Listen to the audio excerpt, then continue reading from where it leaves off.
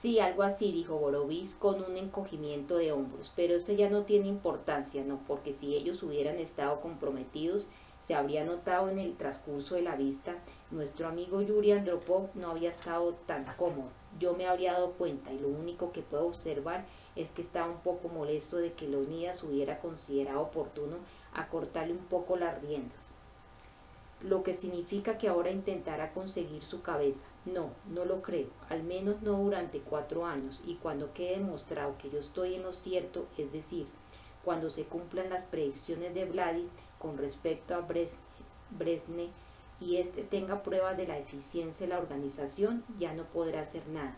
De modo que con un poco de suerte nos habremos librado de esa banda para siempre. Bien, esperemos que así sea, de modo que ha sido muy listo, general. Claro que eso yo ya lo sabía. Y ahora dígame qué otros motivos tenía para hacerme venir hoy a este lugar. Tengo que hablarle de otras cosas, de otros proyectos, pero podemos hablar mientras cenamos. Natacha está preparando un pescado fresco de río, trucha. Su pesca está estrictamente prohibida, y eso hace que sepa mucho mejor. Borovis se puso de pie e inició el regreso por la orilla del río. Luego volvió la cabeza y le dijo a Dragosani por encima del hombro: le aconsejo que venda ese cajón con ruedas que tiene y se compre un coche decente, un Volga de segunda mano, quizá, pero que no sea más nuevo que el mío. En cualquier caso, el coche es un premio por su ascenso. Podrá probarlo cuando se vaya de vacaciones. ¿Vacaciones? Todo parecía llegar de repente. Sí, no se lo había dicho, 3 semanas como mínimo y pagadas por el Estado. Estoy fortificando el Chateu y mientras duran las obras será imposible trabajar. He oído bien, ha dicho que sí, estoy fortificando el lugar, continuó Borovis con tono flemático. Emplazamientos para metralletas, una verja eléctrica, cosas de ese tipo. Las tienen en el Centro Espacial de Baikonur en Kazajstán. ¿Acaso nuestro trabajo es menos importante? Las reformas ya han sido aprobadas y los trabajos comienzan el viernes. Ahora somos nuestros propios amos, aunque dentro de ciertos límites, al menos lo somos en el interior del Chateu. Cuando terminen los trabajos, todos tendremos salvoconductos para entrar y nadie podrá acceder al castillo sin ellos. Pero dejemos eso para más tarde. Entre tanto habrá que hacer muchas reformas, algunas de las cuales supervisaré yo personalmente. Quiero ampliar el lugar, hacer nuevas construcciones tanto en la superficie como subterráneas. Necesito espacio para celdas experimentales. Tengo 4 años, es verdad, pero el tiempo pasa muy rápido. La primera etapa de las reformas llevará casi todo el mes, de modo que, mientras todo eso tiene lugar, yo tendré vacaciones.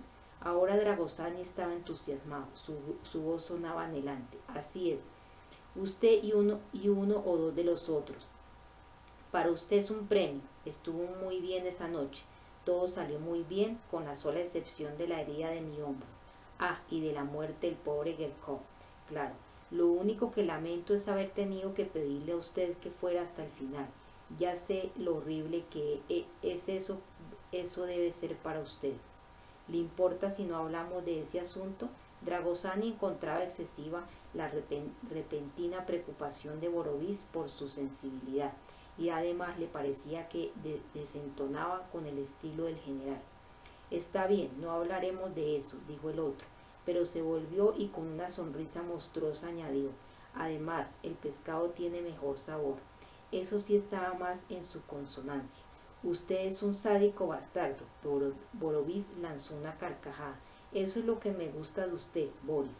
Se parece a mí, es muy poco respetuoso con sus superiores. El general cambió de tema. ¿Y dónde pasará sus vacaciones? En mi tierra, Rumania. Claro, regresaré a Dragosani, donde nací.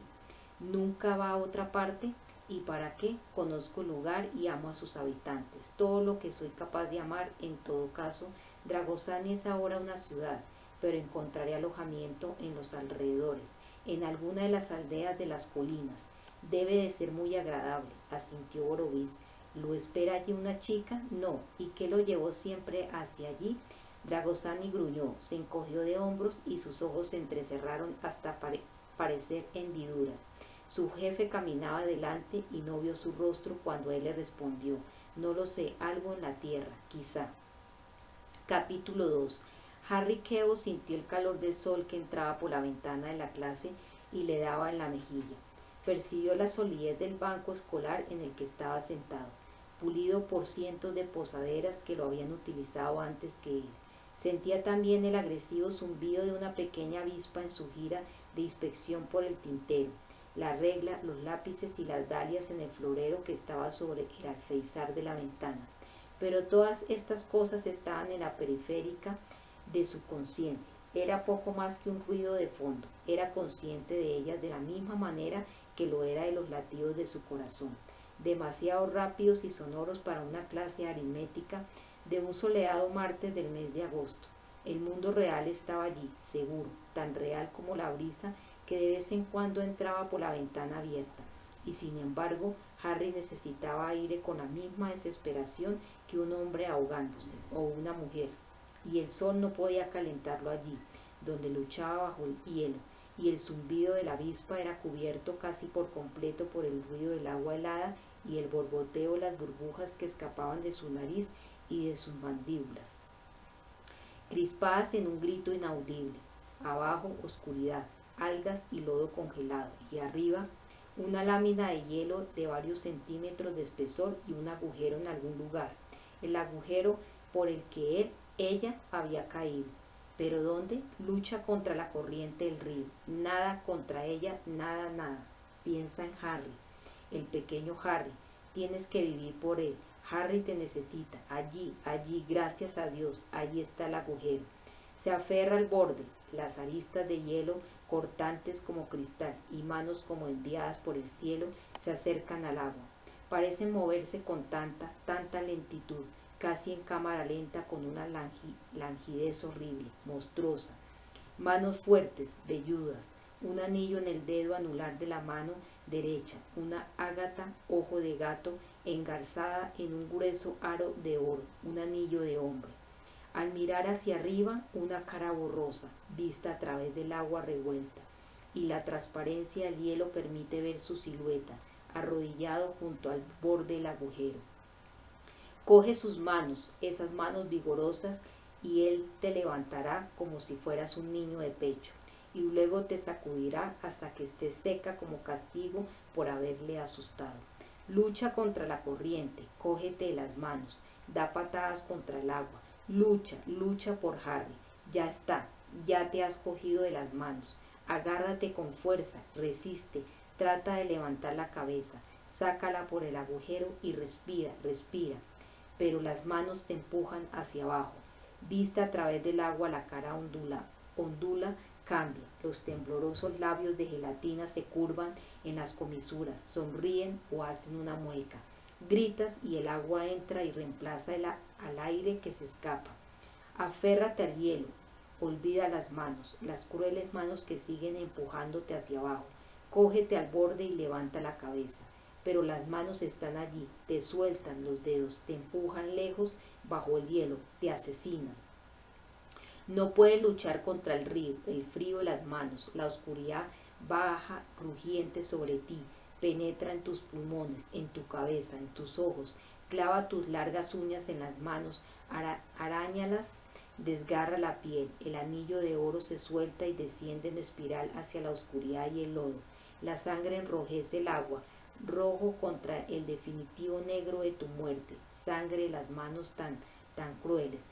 Ya no tienes fuerzas para luchar, llena de agua, te hundes, te arrastra la corriente, pero ya no te importa, lo único que te importa es Harry, pobrecillo, ¿quién lo cuidará? ¿Quién cuidará de Harry?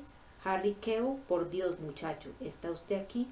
Harry sintió el codo de su compañero Jimmy Collins que se le clavaba en las costillas, y esto hizo que expulsara el aire con cierta violencia. Oyó la voz áspera del señor Hannan retumbar en sus tímpanos por encima del tumulto del agua. Se puso derecho de un salto en el banco, respiró ansioso una bocanada de aire y sin darse cuenta alzó el brazo, como si respondiera a una pregunta. Era una reacción automática. Si uno se apresuraba a levantar el brazo, el profesor suponía que uno sabía la respuesta e interrogaba a otro alumno. Salvo que a veces la estrategia fracasaba, y los profesores no caían en la trampa, y a Hanan, el profesor de matemáticas, no le tomaba el pelo a nadie. La sensación de ahogo había desaparecido, también el terrible frío del agua, la implacable tortura de las inhumanas y brutales manos. Toda la pesadilla se había desvanecido. La pesadilla, o mejor dicho, el ensueño. La nueva situación, si se comparaba con aquello, era una fruslería, lo era realmente. De repente Harry tuvo conciencia de una clase llena de ojos que lo miraban. Fue también consciente del rostro enrojecido y furioso del señor Hammond, que lo miraba fijo desde el frente de la clase. ¿De qué habrían estado hablando? Le echó un vistazo a la pizarra. Ah, sí, fórmula, superficie y propiedades del círculo, el factor constante, diámetro, radio y pi. Pi, eso parecía una broma, pero ¿cuál habrá sido la pregunta de Hannah? ¿Y habrá hecho una pregunta después de todo? Harry, con el rostro pálido, miró a su alrededor. La suya era la única mano levantada. La bajó lentamente. Jimmy Collins, a su lado, soltó una risita burlona y de inmediato tosió y carraspeó para disimularla. Normalmente eso hubiera sido suficiente para que Harry también se echara a reír, pero el recuerdo de la pesadilla o ensoñación aún ocupaba en su mente. ¿Y bien?, preguntó Hannah. Sí, señor, replicó Harry. Por favor, ¿podría repetir la pregunta? Hannah suspiró, cerró los ojos, apoyó sus grandes nudillos en la mesa y dejó caer todo el peso de su robusto cuerpo sobre sus brazos. Contó en voz muy baja, pero que toda la clase pudo oír. Hasta 10 después, sin abrir los ojos, dijo: la pregunta era: ¿está usted aquí? Yo, señor, por Dios, Harry Queo. Sí, usted. Pues claro que estoy, señor. Harry intentó actuar como si no fuera del todo inocente. Puede que consiguiera escapar al castigo, pero estaba esa avispa, señor. Y la otra pregunta, lo interrumpió Hannah, la primera que hice y que me hizo sospechar que tal vez usted no estuviera con nosotros, era la siguiente: ¿cuál es la relación entre el diámetro con una circunferencia y pi? Presumo que esa es la que usted quería contestar, y alzó la mano. ¿O estaba espantando moscas? Harry sintió que se ruborizaba. Pi, diámetro, circunferencia. La clase comenzó a moverse inquieta en los bancos y alguien hizo un ruido despectivo con las narices. Probablemente era Stanley Green, el matón, el tiránico, cabezotas y empollón de Stanley. El problema con él es que era inteligente y enorme. Pero ¿cuál era la pregunta y de qué valía recordarla si no sabía la respuesta? Jimmy Collins miró hacia abajo, pretendiendo interesarse en un libro que tenía sobre la mesa, y le susurró con un costado de la boca: 3 veces. ¿3 veces? ¿Qué significa eso? Y bien, Hannah sabía lo que había cogido. 3 veces, soltó Harry con ímpetu, y rogó que Jimmy no hubiera bromeado. Señor. El profesor de matemática respiró hondo y siguió. Después bufió y frunció el entrecejo. Parecía un tanto intrigado, pero de inmediato dijo: no, pero casi da en el blanco. No es 3 veces, sino 3,1415,9. Pero aún no ha respondido a mi pregunta. El diámetro, susurró Jimmy, es igual a la circunferencia. Diámetro, tartamudeó Harry, es igual a la circunferencia. George Hannah lo miró fijamente. Veía a un chico de 13 años, pecoso, de pelo rubio, vestido con un arrugado uniforme escolar, la camisa fuera del pantalón, la corbata semejante a un trozo de cuerda roída, torcida, la punta deshilachada y un par de gafas sostenidas apenas por una pequeña nariz, detrás de cuyos cristales unos ojos azules y soñadores miraban con una expresión de permanente recelo. ¿Conmovedor? No, eso no. Harry Queo sabía defenderse muy bien, y se lo proponía. Si se lo proponía, era capaz de sacar a cualquiera de sus casillas, pero era un chico difícil. Hannah sospechaba que detrás de esa expresión obsesionada se escondía un cerebro brillante, si tan solo lo utilizara más a menudo. Habría que obligarlo a salir de sí mismo, tal vez. Una fuerte sacudida, algo que lo obligara a pensar en este mundo y no en el lugar al que escapaba continuamente, quizá. Harry Kew, no estoy seguro de que no le hayan soplado esa pregunta. Collie se sienta muy cerca de usted y parece demasiado inocente para mi gusto. Así que al final de este capítulo de su libro encontrará 10 preguntas. 3 de ellas se refieren a las superficies de circunferencias y cilindros. Mañana a primera hora quiero encontrar sobre mi mesa la respuesta a esas 3 preguntas. ¿De acuerdo? Harry bajó la cabeza y se mordió los labios. Y míreme a la cara cuando le hablo. Míreme, muchacho. Harry alzó la vista. Ahora sí que su aspecto era lastimoso, pero no tenía sentido arrepentirse. Harry, suspiró Hannah, usted es un desastre. He hablado con los otros profesores y no solo tiene problemas en matemáticas, sino en todas las otras materias. Hijo, si no despierta pronto, se marchará del instituto sin una sola calificación. Todavía tiene tiempo, supongo que eso es lo que está pensando. Un par de años, pero solo si se pone a estudiar ahora mismo. El trabajo para hacer en su casa no es un castigo, Harry, sino mi manera de indicarle cuál es el camino que debe tomar. Miró hacia el fondo de la clase, donde Stanley Gray todavía hacía ruidos burlones mientras se tapaba la cara con la mano, con el pretexto de rascarse la frente. Para usted, Green, insecto repugnante, sí que es un castigo. Usted hará las otras 7. El resto de la clase intentó no demostrar su aprobación. Si lo hacía, Stanley Green se lo haría pagar caro. Pero Hannah de todos modos la percibió. Eso estaba bien, no le importaba que pensaran que era un cabrón, pero prefería que lo consideraran un cabrón justo. Pero señor, Green se puso de pie y alzó la voz en tono de protesta. Cállese, respondió con brusquedad Hannah, y siéntese. Luego, después de que el matón de la clase se hubo sentado con un ruidoso ja, el profesor echó un vistazo al horario que tenía bajo el cristal de la mesa. ¿Qué tenemos ahora? Ah, sí, recolección de piedras en la playa. Eso está muy bien, un poco de aire fresco los espabilará. Muy bien, preparen sus cosas y luego pueden salir, pero en orden, como si fueran a hacerle caso. Pero Hannah, antes de que se transformara en una horda dedicada a golpear las mesas, agitar lápices y hacer retumbar el suelo con sus pasos, le dijo: un momento, pueden dejar sus cosas en la clase. El monitor llevará las llaves y les abrirá cuando vuelvan a dejar las piedras recogidas en la playa. Cuando hayan cogido sus cosas, él volverá a cerrar.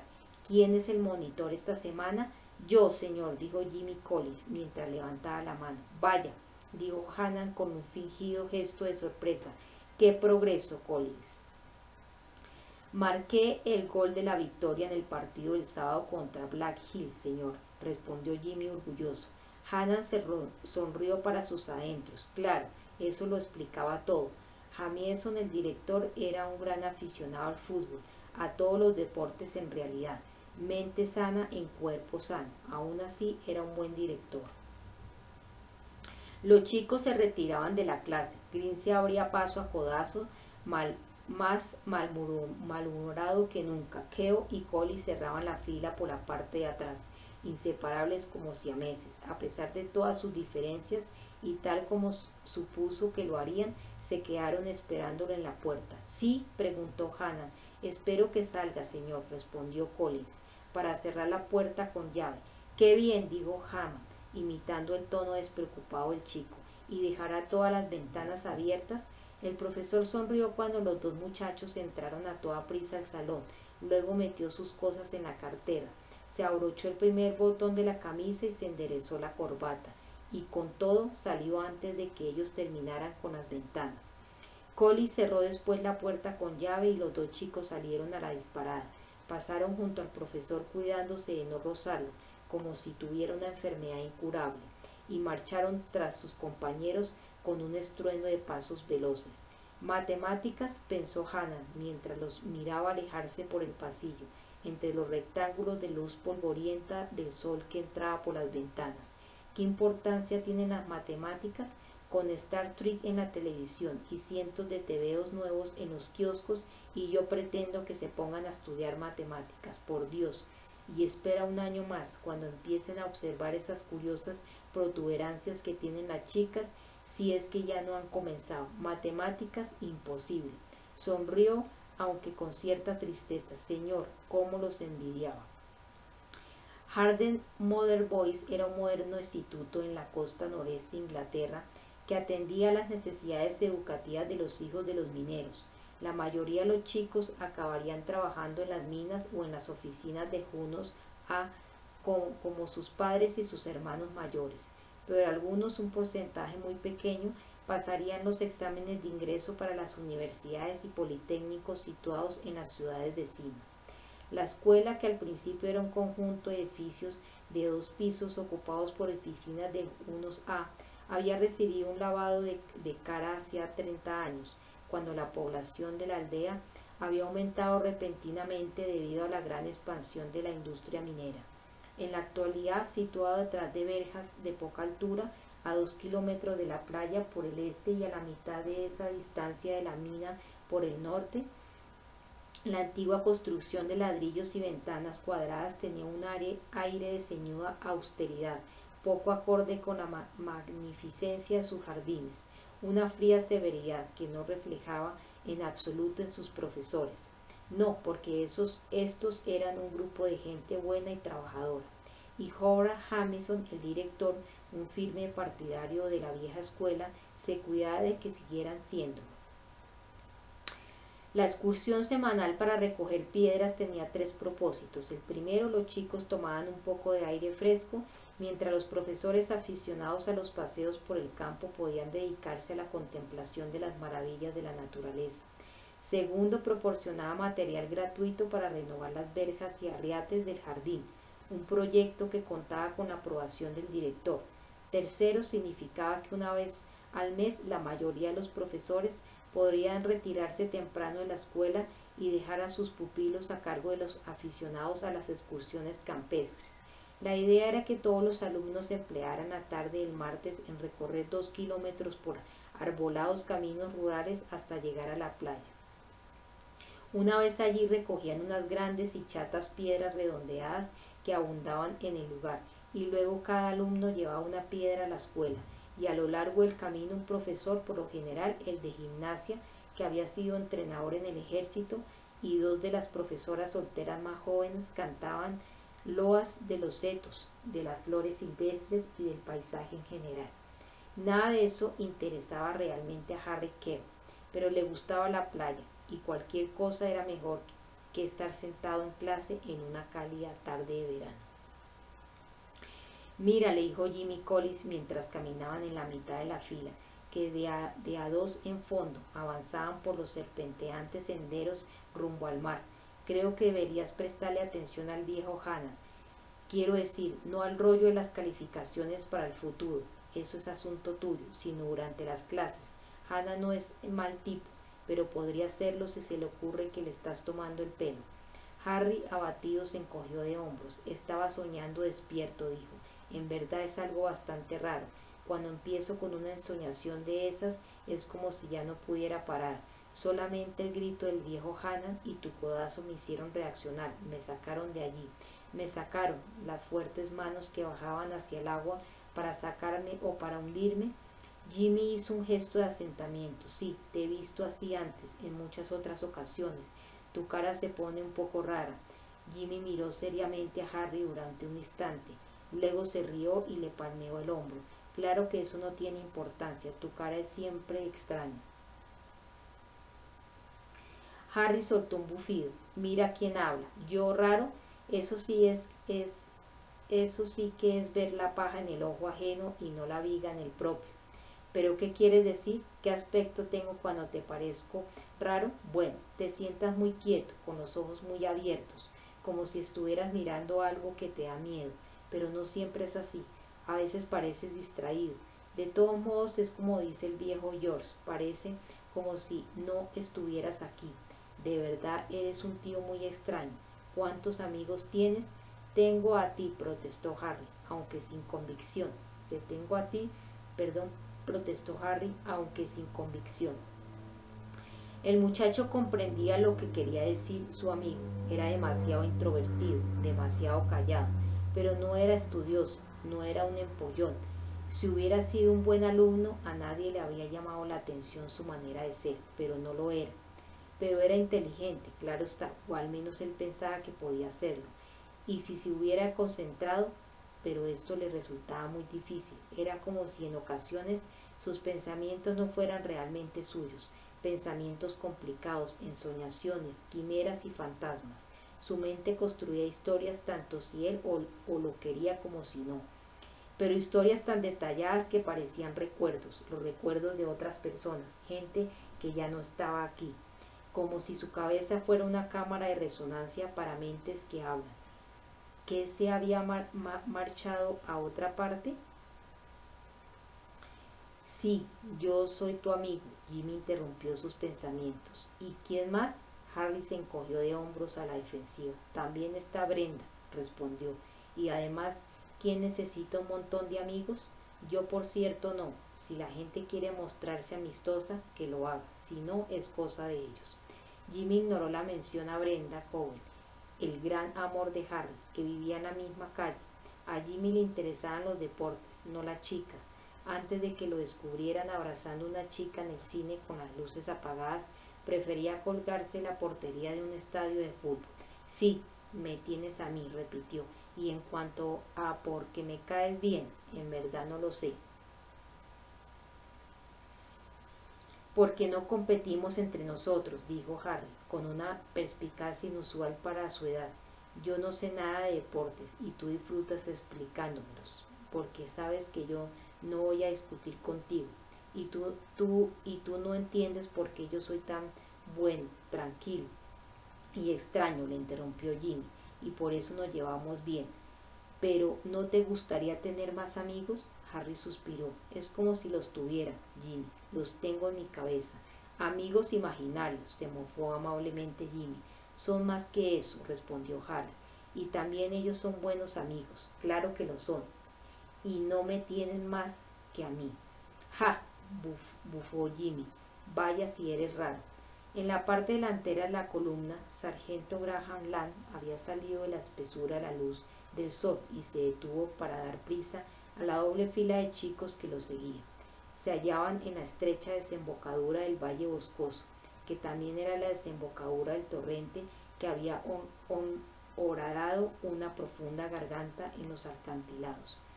Estos se alzaban al norte y al sur, compuestos de piedra arenisca, con vetas de esquistos y granito, y al pie de los cuales la playa estaba cubierta por piedras pulidas de formas redondeadas. Sobre el torrente había un viejo y desvencijado puente de madera, y más allá una ciénaga lago de agua salobre, cubierto por cañas y plantas acuáticas, y alimentado por las mareas y las tormentas. Un sendero rodeaba las tierras pantanosas y conducía a la playa, y más allá se extendía la gris superficie del mar del norte, cada día más sucio a causa de los desechos de las minas, pero hoy su color era azul, moteado aquí y allá, de blanco por las gaviotas que se sumergían en busca de peces. Muy bien, gritó Lane, de pie en el lado izquierdo del puente y con los brazos en jarra, una especie de arquetipo de la masculinidad, con sus pantalones de gimnasia y su camiseta. Sigan adelante, crucen el puente, rodeen el lago y a la playa. Busquen las piedras y las traen aquí para clasificarlas, no a mí, sino a la señorita Weber. Tenemos media hora larga, así que el que quiera puede darse una zambullida, siempre que haya recogido su piedra, claro está, y que tenga su traje de baño. Nada de bañarse desnudos, por favor. Recuerden que hay otras personas en la playa y permanezcan en las charcas que deja la marea. Ya saben lo peligrosa que es la corriente en ese sitio, jóvenes pelmazos. Todos lo sabían muy bien. La corriente era muy traicionera, sobre todo con la marea menguante. Todos los años se ahogaba gente a lo largo de esas playas y algunos eran muy buenos nadadores. La señorita Weber, profesora de religión y de geografía, oyó desde su puesto en mitad de la fila las instrucciones que daba Land con voz rasposa y tono militar, e hizo una mueca.